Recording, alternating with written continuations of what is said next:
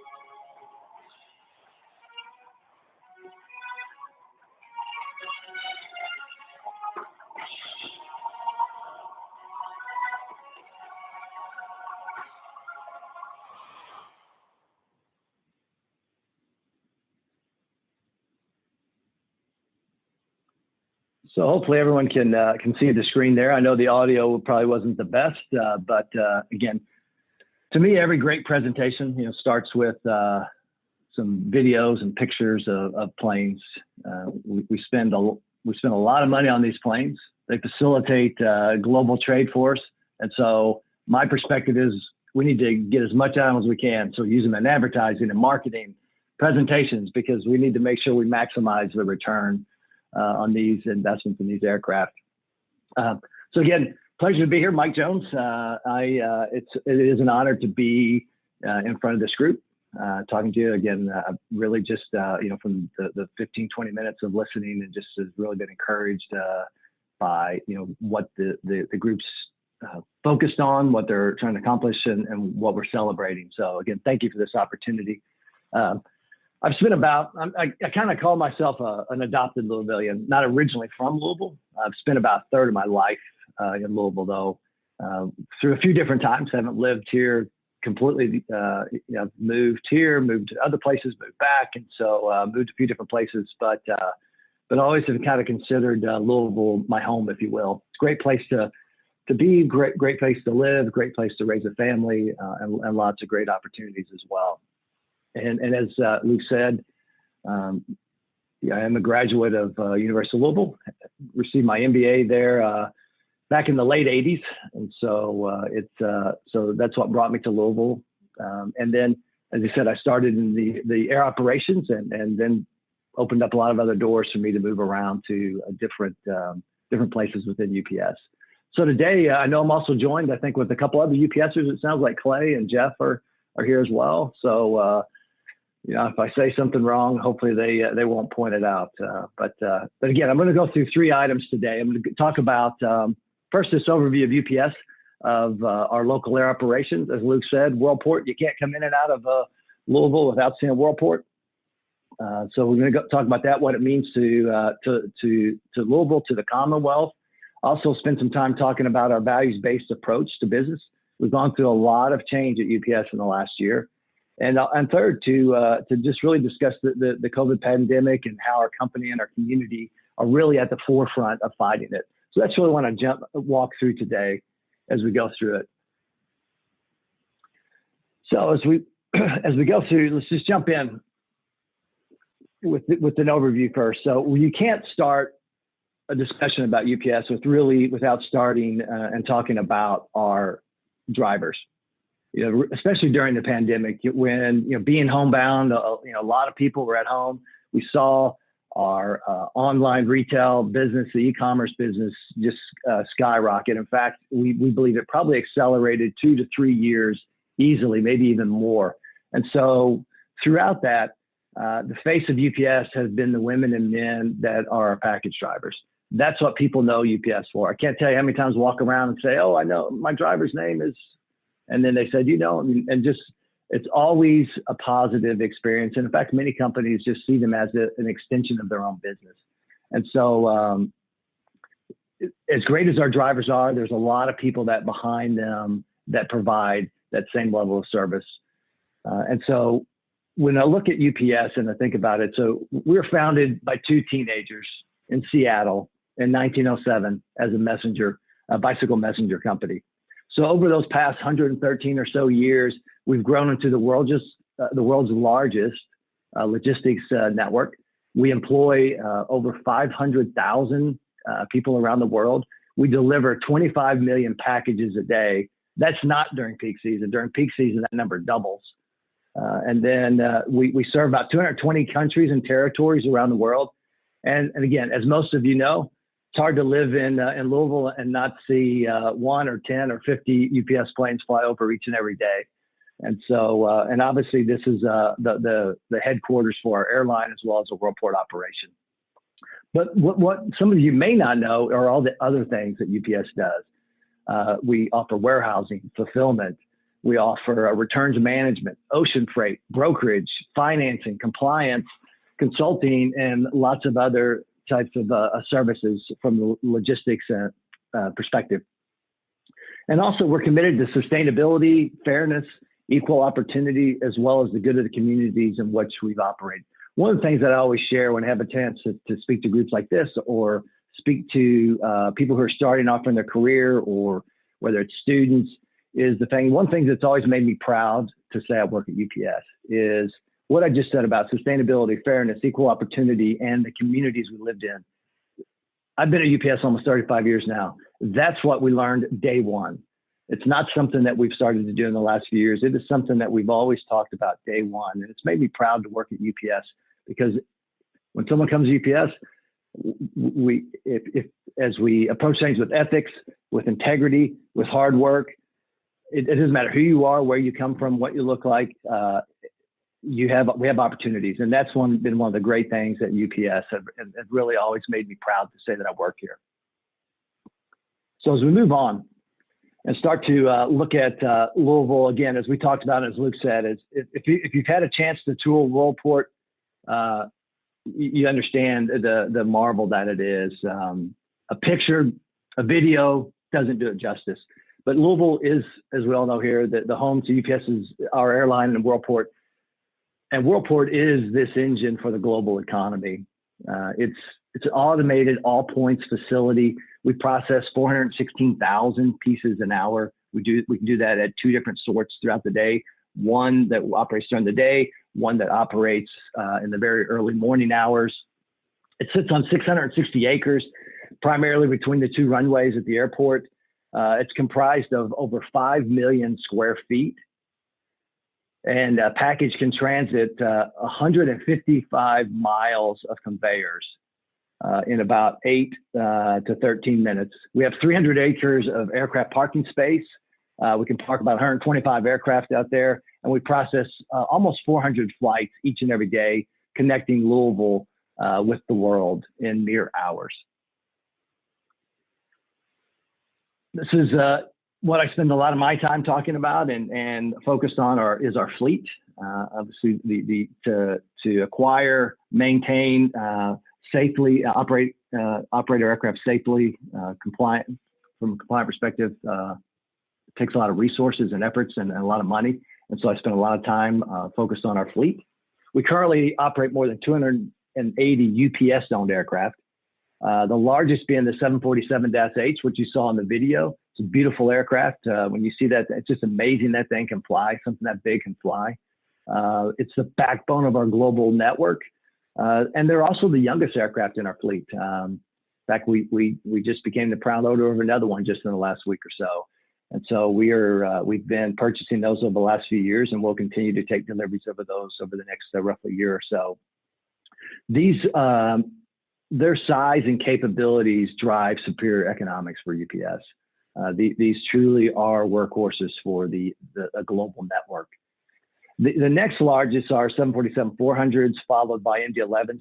These aircraft also mostly serve our long-haul network and international routes, but we started to use them more in the U.S., particularly the MD-11s. We're starting to use those more in the U.S. as well. You'll see those fly over. They're the 3-engine aircraft. Then we also operate a significant number of 767-300s, which is a great interregional aircraft. We not only use it across North America, across Europe, even intra-Asia. It's a great interregional aircraft. It has intercontinental, but it's really better for interregional. And interestingly enough, we're continuing to take deliveries of this aircraft as well. But we've been buying these aircraft for 30 years. And so again, it is stable. It's actually we have the most of these in our fleet. And the last 2 aircraft types are the A300-600 and the 757, both of which really serve as the backbone for our U.S. domestic business. So the aforementioned aircraft that I just talked about, plus chartered smaller aircraft. So that's why you'll see the number on there, that's 600. And I was just talking about 280. That's what gets you to the 600. We charter smaller aircraft all around the world. It allows us to operate this vast global express network. 600 planes operating 2,300 daily flights into 800 airports, into 220 countries and territories around the world. There's some different flight tracker programs that are out there, which are always kind of interesting. And so at any time, any day, any hour, there's UPS aircraft flying somewhere in the world. And so, and as we went through the impact of the passenger airlines through COVID, many times you really just saw some of the freight operators that were flying doing the vast majority of flying. So, but again, a vast global operation that we have. And as I said earlier, really what makes it all go is our people. And when we look at it, if we break it down, just talking here in the Commonwealth for a moment, we have 32,000 employees in the Commonwealth. And And again, a lot of times people think about a part-time employee that's working out in the hub. Yes, we have thousands of individuals that are part-timers, but we also have a full range of professions here. In fact, the average salary for just based off our Kentucky-based workforce is $70,000. So again, a good profession. It includes a variety of jobs: drivers, pilots, aircraft mechanics, auto mechanics, package handlers. And so when we across operations management, we have other aviation professionals, HR, finance, and even jobs that you wouldn't think about. So sometimes when I share this with people, we have a full-time meteorologist staff. Obviously, the weather is a big issue for us to make sure as we operate safely and reliably through it. We have pharmacists. We have operation research PhD. So a wide range of employees that work for UPS just in the state. Looking at it, so what does it all mean to us as we think about Louisville, as we think about the Commonwealth? So as I mentioned, it creates jobs, it helps people run their businesses, and improves living conditions as well. We did a recent economic study, probably about 2 years ago, that showed, just to gauge what is the impact of UPS, not only to Louisville, but to the Commonwealth. And what we found is there's directly and indirectly, there's about 62,000 jobs in the state, in Kentucky, ranging from drivers and pilots, as I said, as well as, those are more direct, but even indirect when you think about doctors, teachers, and professions across the board, right? Those positions are supported by roughly, the 32,000 UPSers. That equates to about $2.5 billion in annual payroll. And the Commonwealth benefits from about $300 million in taxes from UPS operations. And we've also invested almost $2.5 billion into Kentucky when you consider healthcare facilities. So Clay, part of our SCS as well. I mean, the SCS facilities that we have, as well as Worldport. We're also looking to build and plan to build a new aircraft hangar, another aircraft hangar at the airport. As I talked about, all the aircraft we're bringing in, these Dash 8s, those are large aircraft. And so we're going to continue to invest in facilities which are going to bring in more high-skilled, high-paying jobs. In addition, more than 200 companies have moved to the region to be closer to Worldport. UPS is an economic engine for the region, and we're proud to work with many of your organizations as well. That's why it's a great opportunity to be in front of you for the betterment of this part of the world. And so bottom line, UPS has been good for Louisville and for the Commonwealth, and the Commonwealth and Louisville have been very good for UPS. It's a great relationship we have, and we've had for many years and expect to have for many years to come. The next thing I wanted to talk about is the community impact that we have. When we look at just not only the economic impact, but also as we think about from a community, is UPS and our employees. We've donated more than $4 million to area charities each year. In 2020, this included our annual community leading United Way campaign, as well as other support to organizations fighting COVID, enhancing equal opportunities, and promoting sustainability. Again, this is one of those things that I talked about. Day one at UPS, this is what we talked about. And so we continue to make this and put this at the forefront of we always want to be involved in a positive way in our communities. We promote volunteerism. In fact, we have more than 270,000 volunteer hours a year. And we have to get creative. Obviously, we have to be a little more creative in this current environment. And as we get in this post-COVID world, we'll be looking forward to having even more impact from that. Something else that we're proud of are our education programs that we have. So many of you are probably familiar with our Metro College program. It's a partnership between UPS, the city, the state. Kentucky residents can work in our Next Day Air operation. They go to U of L, they can work in our operation. They go to Jefferson Community College as well, and be work for UPS and we pay for their tuition. We also have Earn and Learn, where students can get reimbursed for over $5,000 for tuition benefits each year. Through Kentucky Loop is another program that students across the state can earn a degree at JCTC or trade certification, and we also provide housing. And then we also have School to Work for high school students, where they can work at UPS in the afternoon. And so we've had tens of thousands of Kentuckians that participate in these award-winning programs. It provides great opportunities for students and those looking to further their education in the region, as well as provides great opportunities for us to be able to find good, qualified, dedicated employees.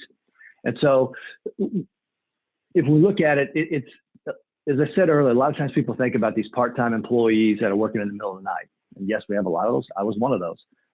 But that's just an opening for a career if someone wants to pursue it. And that's the thing. So we have over 2,300 University of Louisville graduates on the payroll and I'm not talking about the ones that are working on them. They're working in other professions across U of L, and some have risen to senior levels as well. In fact, just to share a quick Metro College success story. In my team, we just promoted someone to director level. She started working in the middle of the night under Metro College. She came to UPS for that. She was going to U of L. She had an opportunity to do a finance internship. And from there, she continued to move through. And we just, again, promoted her to director level in our finance group. And so, and she's, these stories, reflect who UPS is. It does. It reflects who UPS is. And I tell you, I can't go everywhere we go. Every time I'm out in the community, I meet someone who has a Metro College story, whether it's them or a relative. And so we hear a lot of great stories from that. So now let's pivot for a moment and talk about where we're going. And hopefully there may be some lessons in here for others on here, and your organizations can benefit from them as well. So about a year ago, Carol Tomei, who's in the picture here, she was the former CFO of Home Depot. And let me tell you, when you're a CFO and your CEO was a former CFO, your job gets a lot harder, right? Because, so anyway, and so she took over as CEO for UPS about a year ago. And this was unusual because we've had a long history of CEOs coming from inside the organization. And so though she was somewhat as an outsider, if you will, she had been on our board of directors for many years. So she was very familiar with UPS. Overall, on the surface, when we look at it, things were good at UPS. I mean, we're tracking along, $75 billion company, employing almost 500,000 people around the world, 22 million pieces a day. And so, we were growing, we were expanding our footprint. But to be frank, though, any of you that invested or followed our stock had been pretty flat. We kind of hovered in the 100 to 130 range, back and forth. And so we had lost our way a bit because we tried to be everything to everybody. And that focus, I think, took us off focusing what really matters. And so Carol, when she came back in, she really brought this renewed level of energy and excitement, and she challenged us that things could be better, a lot better. In fact, she brought her outside perspective to UPS. She challenged us to really go back to what our values are, and in some cases, really rethink them. And so Carol believed that a company's purpose, mission, and strategies are more than just this frame statement, right? I mean, you throw up a mission statement or a vision, and then you just kind of walk away, and every couple of years you come back to it. And again, to be frank, that's kind of how we were. We went through several different mission statements over, a 10-year period. And again, I don't even know that I could even quote some of them, even when they were there. And she really came back and tried to simplify and get us focused on these missions. So she believes it's really, that's really what it is when we think about our businesses. When we go back to how we started, how many of you with organizations that you work with and for or started, it really goes back to that. And so to that end, what she brought, she really introduced this purpose, and it was moving our world forward by delivering what matters.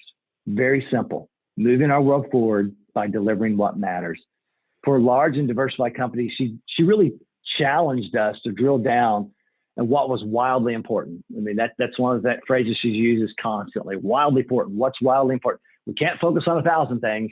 We got to focus on what's wildly important, and really to change and really drill down on being better, not bigger. Now you can be both, but you got to be better, and that's really where we were focused on. And she also reemphasized our strategy statement, which was a much more simplified one, which is customer first, people led, innovation driven. A restatement of these long-standing UPS values of customer service, taking care of our employees, and enhanced business results. And she challenged us to really take these measurable action and to bring this statement to life. And then again, she also believes, which is very true, is that by living these values, we'll have happier employees, happier customers, and enhanced business results, all of which translate into greater shareholder equity. So through her leadership and the leadership team, we really set out on defining a clear path for this. And so from a customer first perspective, what have we done? We've been adding capacity, we've speed to our network. We've been focused more strongly than ever on revenue quality. And we've narrowed our priority verticals to 3 margin areas: healthcare, small businesses, and international growth markets. And we're measuring our success through a net promoter score differential. So it's something that we've introduced to really focus on NPS. For people led, we've doubled down on diversity initiatives. We've modernized attire and appearance and standards, and really are examining and changing our compensation packages to return and provide a greater rewards to our employees, more incentive compensation. And so the way we're measuring our success in people led is through a bottom line score.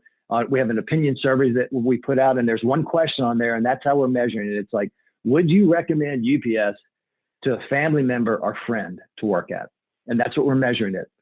And then from innovation driven, we're focused on moving faster and more efficiently through technology, largely driven by ongoing transformation process, continuing to sweat the existing assets, and reducing our committees, measures, and reports from hundreds to just a few dozen. And so that's really what we've really tried to simplify and focus on each of these. So the goal of any business is to create shareholder equity. We believe if the initiatives are successful, that if we have these in place, then we hit the goals. Again, the net promoter score, the employee opinion survey, and we're focused really on CROIC. I mean, we used to be very ROIC focused, but again, we've now pivoted a little more to CROIC, which is more of a cash return on invested capital, which really gives you a better indication of the health of your business. And as we do that, we'll have more meaningful positions, more satisfied employees, and increase shareholder values, and be able to be better neighbors as well in our communities. So this concept is off to a tremendous start. In the last year, obviously, we've been aided by some of the disruptions that have taken place because of the pandemic, as well as the surge on e-commerce. We've benefited by that. We've seen annual revenue increase by almost $10 billion to approaching roughly $85 billion. And our stock price, I haven't looked in the last hour or so, but we're knocking on about $180 a share. And so it's definitely, work. I mean, there's still much work to be done, but progress is being seen. So really, focusing on these organizational values, emphasizing service, people, innovation. These aren't revolutionary, right? They're not revolutionary concepts, but at times organizations big and small, we need to reset and refocus on those foundational principles. And that's what we needed. It wasn't that she brought in anything that was revolutionary. It's just the fact that we kind of got back to our core to say, this is really what we need to be doing. And it's paying off. So now let's shift gears to our third topic that we're going to talk about today, our recent COVID activities, and which are a perfect example of moving our world forward by delivering what matters. And so as we go through this, for more than a year, UPS has gone to great leaps to protect our employees. We've aligned with local, state, CDC, World Health Organization, guidelines for workplace safety. I know, Jeff from our public affairs team, as well as the other public affairs team, have worked with officials and agencies, not only across the U.S., but around the world, just to ensure that we are compliant with the guidelines and that we're providing input into the guidelines as well. We've distributed masks, practiced social distancing, distributed hand sanitizer, and taken many more steps to ensure our workers were safe. It's been especially true with our pilots. Again, when we think about as travel shut down, and when we still had to serve the world. I mean, when you think about the PPE coming out of other parts of the world and trying to move those goods into the U.S. as well as across the world, keeping our network moving was critical. And again, the public affairs team did a lot of great work, navigating that patchwork of not only domestic requirements, but international requirements. Each government had its own different requirements. And so we had to work through a lot of that. Because again, we wanted to make sure our crew members were kept safe, as well as, treated, with dignity in some of these cases where, some of the early testing were pretty severe. And so we had to work through a lot of those to make sure that we were taking care of our employees so that we could take care of our customers in the world. We've also engaged in COVID relief efforts since the beginning of the pandemic. We've moved tons of personal PPE and medical supplies, again, both across the U.S. and as part of Operation Airbridge. And so I just, again, want to jump and show a quick video again. And again, I apologize for the audio. I know it's hard to hear that, but it just, again, gives a good picture of what we've been doing through this.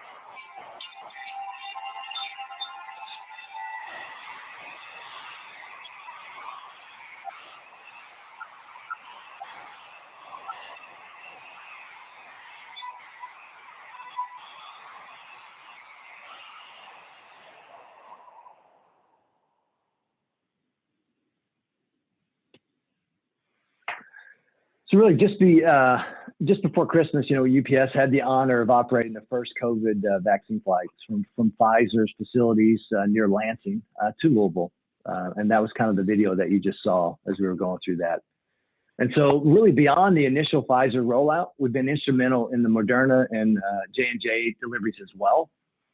We working with McKesson, who has one of the federal contracts for vaccine distribution. They've established a large presence here in the Commonwealth as well because of our presence here. They're in E-Town, and so this has enabled UPS as well as Louisville to really be the center of several more rollouts to come. It's been great for our city. It's been a great focal point for really battling and defeating this virus. And so I know it's brought a lot of great press as well.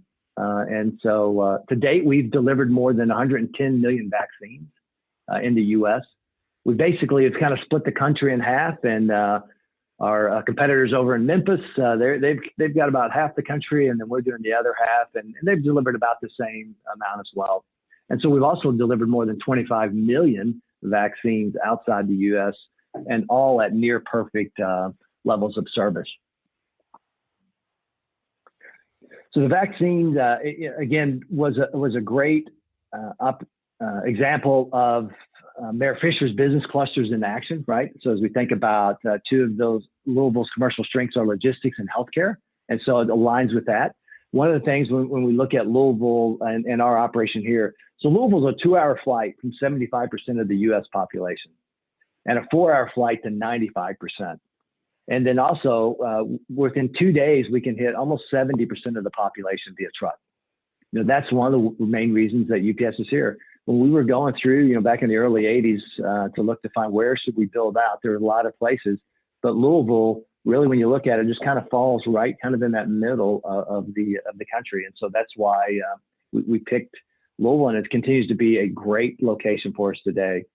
You know, it's also why, you know, along with, you know, when you think about not only from logistics, but from a healthcare perspective, right? We've had the artificial heart, the hand transplant, and other healthcare achievements, you know, and our city now once again has been able to be kind of at the forefront and in the middle of playing a critical role. So it's kind of exciting for Louisvillians, and even adopted ones such as myself, right?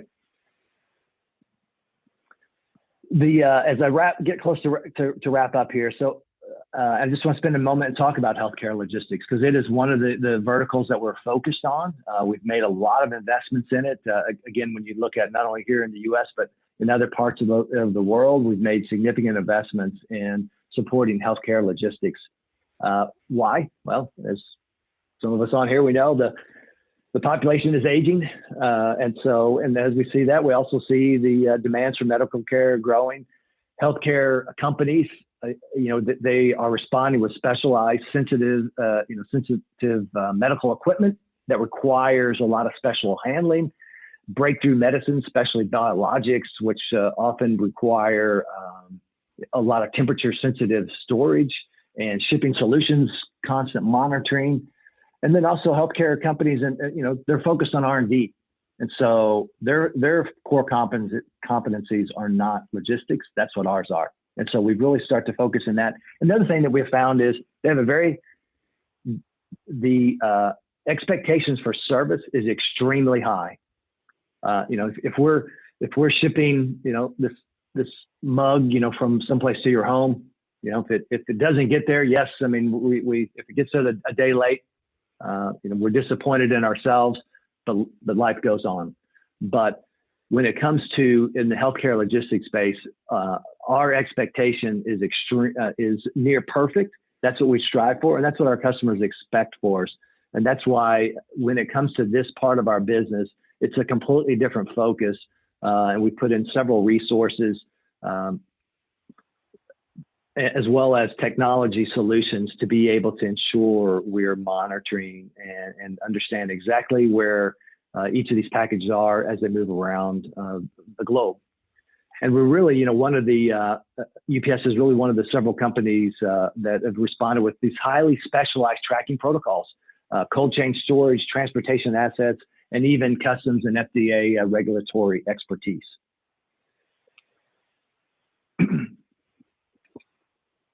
So UPS and other players in the healthcare logistics industry have built a number of sophisticated healthcare cold chain facilities near the airport, right? And so that's the beauty, again, of it goes back to when we talk about this economic impact. If you're ever driving around Outer Loop or down I-65, right, you see, you never know what kind of operations are going to be going on inside those plain-looking warehouses down there as you drive through. But some of you probably have had the opportunity to take tours through there.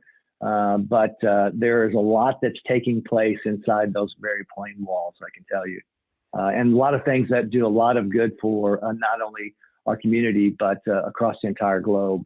And again, that's why Louisville, our community, is perfectly placed to take advantage of the opportunities to do well by doing good and to move our world forward by doing what matters. So that pretty much concludes what I wanted to take through today. I know I took a few minutes, and again, I apologize for a couple of the video issues. As you can tell, I'm a finance person. I'm not necessarily a video communications type person. But again, I hope you appreciate what what UPS is doing, what we're focused on. And I will tell you that, and again, I know if Jeff was speaking and or anyone else from the public affairs team, we couldn't do what we do without the support that we do get from the Commonwealth, from the city, and from local business leaders like yourself. And so again, it's my pleasure to be here. And if we have some time, I'm glad to open up for a couple questions. Mike, on behalf of the club, I just want to share just how proud, and Jeff, how proud we are to have UPS Airlines headquartered in Louisville. And we just so appreciate the tremendous impact that your organization has, just not only on our community, but our entire Commonwealth and region. We also beam with pride the significant role that UPS has played in the rollout of the vaccinations for our nation. And, you know, when that was happening, we were all just right there with you. We were part of your family, if you will. Just so very, very proud. And I know we have many that would like to ask you some more questions. One that came through most of all is, how can we support you more? Everyone loves UPS. We want to make sure you stay happy and just really, just if there's anything we can do, you know, you let us know. Well, the quick answer is ship everything UPS. That's the easy, quick answer. Well, and also, you know, so many of us have taken advantage of the opportunities for our children and grandchildren to work at UPS and get that scholarship while they're doing it. So thank you so much for the important emphasis you all put on education as well and workforce development. Unfortunately, we're out of time for Q&A. I know we'd love to spend more time with you and lots of good questions, but please come back. And Jeff and others, please come back. We really love UPS and we'd love to have you more involved in Rotary as well. So. Thank you. Thanks again for the invitation. That was my pleasure. Yes, yes. And everyone's thanking you so very much for your time. Thanks. Again, Rotarians, next week is Derby week, and we have Dale Romans, trainer, the second winningest trainer under the Twin Spires at Churchill Downs, will be our featured speaker, and some special entertainment from your Rotarians. So please join us and think about who you might want to invite to come to the meeting. And those that are interested, remain on the call for What is Rotary session. We are adjourned. Be well.